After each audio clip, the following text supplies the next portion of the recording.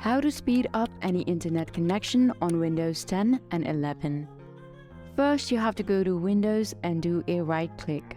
Now you have to select the option 1, and here you would need to type in ncpa.cpl. After you've done that, go ahead and click on OK. Once you get to Network Connections, you'll see Wi-Fi. Now go ahead and do a right click and go to Properties. From the list below, you'll see Internet Protocol version 4. You just have to select this.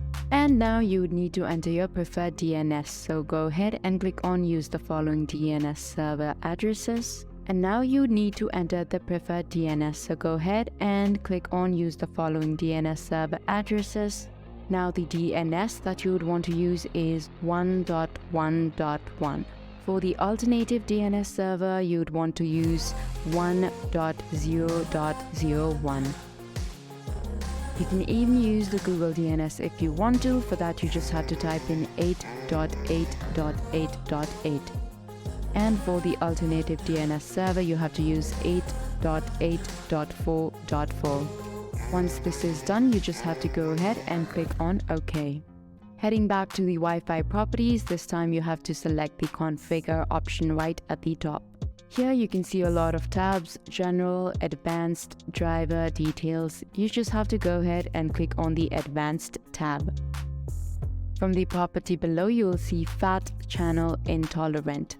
Make sure that you have this option disabled. Now for the next step, you have to go to Preferred Band. And from the value below, you just have to select Prefer 5 GHz band. Once this is done, right under it you'll see Roaming Aggressiveness.